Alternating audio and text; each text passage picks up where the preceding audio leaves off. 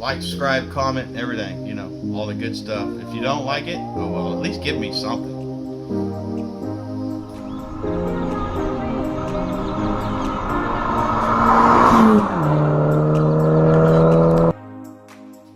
Oh hey, welcome back to the channel. First time guys, hope you stick around. You guys watching, appreciate you sticking around. Just checking out the Endeavor here. For my last video, putting a fuel pump in the Blue Stang, this was my payment for fixing the Blue Stang, the 2004 Mitsubishi Endeavor. So, in the next couple videos, we'll probably be working on this, bouncing around between cars and stuff. I have a client coming today. I'm going to do a tune-up on his car. I do know that, sorry, I got some people asking me, well, what happened to the Passat? Why aren't we working on that? Well, this is how I pay for that. I work on people's car. I also have a full-time job, so doing these videos with the full-time job has been a little rough and hard. So we're going to get the tune-up done today, and then I think I'm going to try, I have a gold car back there, an 86 Pontiac Fiero. I think I'm going to try to get that done today so we can get the client happy on that. Might not do it in the same video, might break it up to another video, but I'm going to try to get both cars done as soon as I can. That way I can get the funds to start upgrading the Passat. I know the Passat's kind of been on the back burner for a little bit, but I need to get it going, start working on it. But we're going to get this Endeavor working first, driving on the road again. That way I can actually park Passat and work on it, because it's hard to fix a daily driver and make it go fast. Alright, so let's get the other car and we'll get a walk around on it.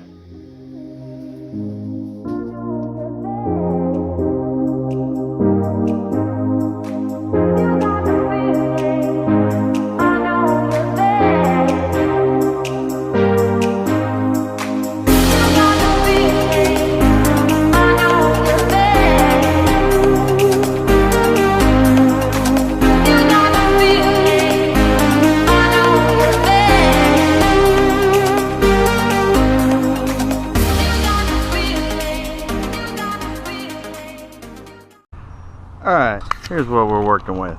This is Dodge. We're going to do a tune-up on it.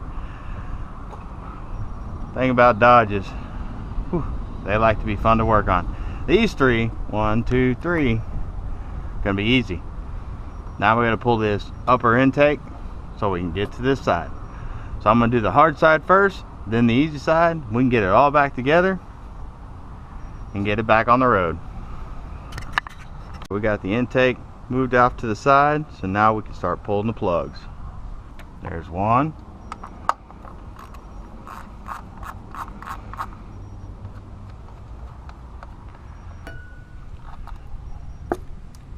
There's two. And three. On that side.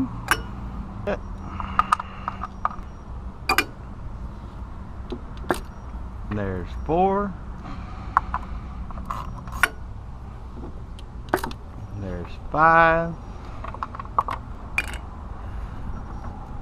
And number 6. Alright, we got all the cool packs out. Now start pulling the plugs out. There's 1. There's number 2. Number 3. 4. 5. And here's number 6. Let's get this one out.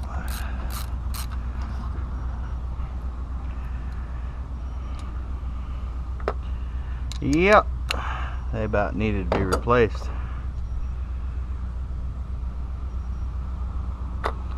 Good old maintenance. Get the new plugs ready. I got all the old sparklers out, got the new ones next to it. Our next step before we stick them in, we're going to stick a little anti-seize on there, so the next time somebody goes and change these, it won't be so hard to get them out. And it don't take much, just a little bit.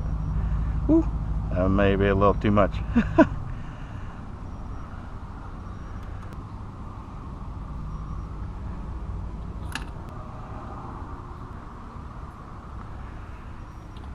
And number 3. There's number 4. Number 5. Some of y'all, when y'all put this anti-seize, you don't need much, just need enough, because it'll roll through the threads. Try not to get it up there. It'll fault out the colt or the plug, make it misfire. Alright, got them all anti-seized up. Time to get them tightened back up. 1, 2. Now guys, when you're doing plugs, if you've never done them before, don't over tighten them. They have a crush washer on there. You don't want to mess that up too bad. So just TIT, just not really bad. You don't want to put a lot of brute force and a lot of leverage on it. And of course these are aluminum heads, so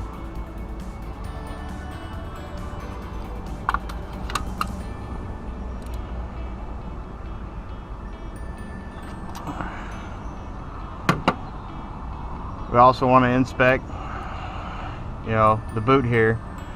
There's no oil, nothing on there. I'm gonna put a little grease on the end of that, little connecting grease, so we can get them back in there and cinch down and hopefully get it back together. I dropped the bolt, so I got my trusty magnet. Bad thing is the ground's a little wet, so we gotta get down here. See if we can find it. There it is. Yeah, that's what I loved about these magnets on a stick. Get the last coil bolt back in. Normally they don't come out, but they usually stay in the housings like the intake bolts. Wrong size. Whoopsie.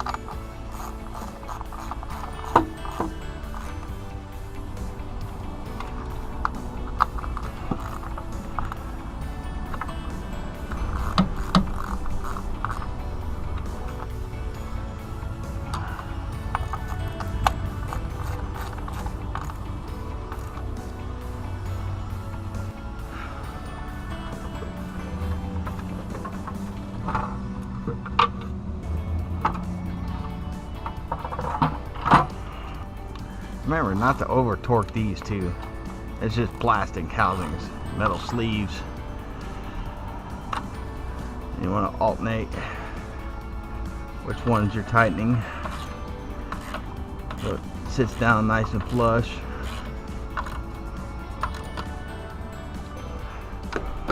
Alright, intake bolted back up. Time to get all the little odds and ends back in.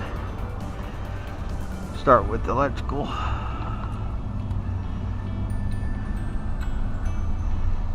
Click, and then I got this little tab, push it back in.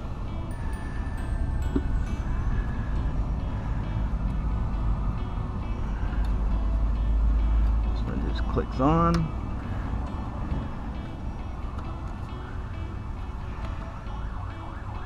I'm gonna leave the vacuum hoses off for right now until I get this lower bracket right here bolted on. Now I gotta get this bolt back in the hole. Not gonna be fun.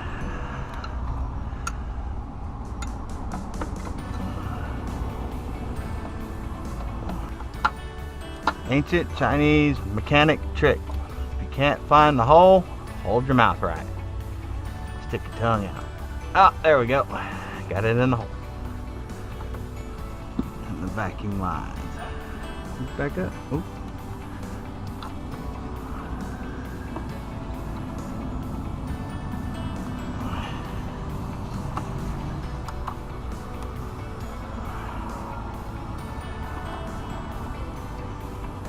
Now, when you're pulling the intake, you got these little 10 millimeters.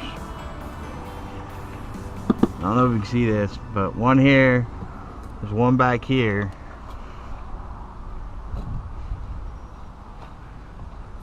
One here, and one right behind this hose back there.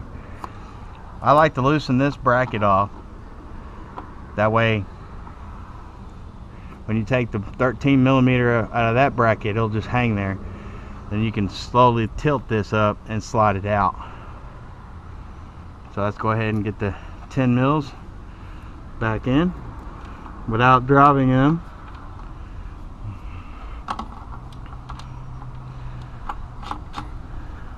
That one's in. That one's in.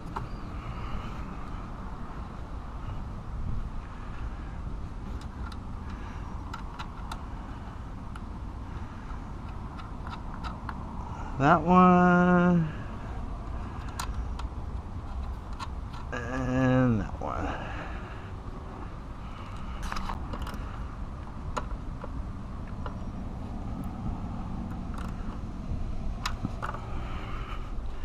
Now off to the other side. Have to use a wrench on that one because there's not enough room to get a ratchet in there. Oh, before I make that mistake, before you tighten up that 10 mil, you want to get the 13 millimeter wrench and tighten up that nut before you tighten that one. And one flat at a time. That's no room to work on. So I'll come back when I got it tightened up. We got that 13 tightened up. Now let's work on these two 10 mils. Won't take much. They don't need to be ungodly tight. There's that one.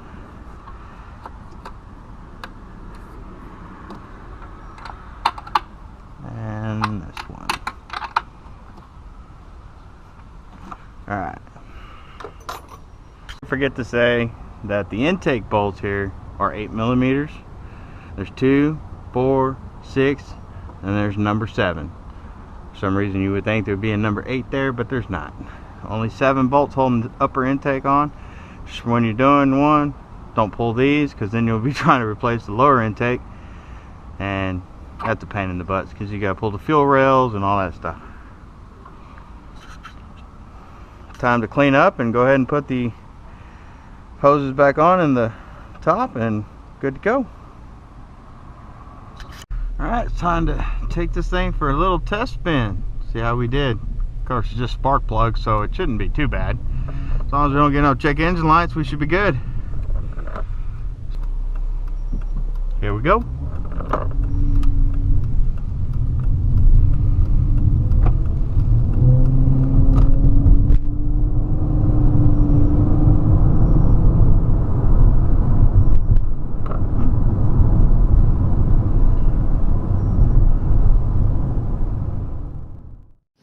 Alright everybody, got the Dodge Challenger done. It's all running, tuned up, ready to go. Thanks for watching the video.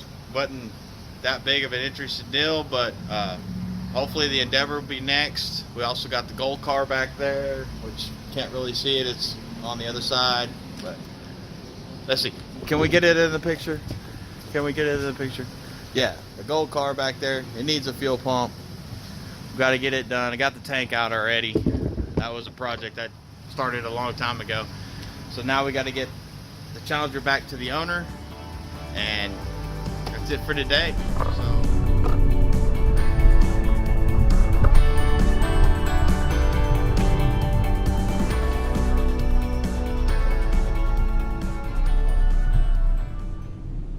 So you remember to like, subscribe, comment, anything. I'll take it. Have a great day.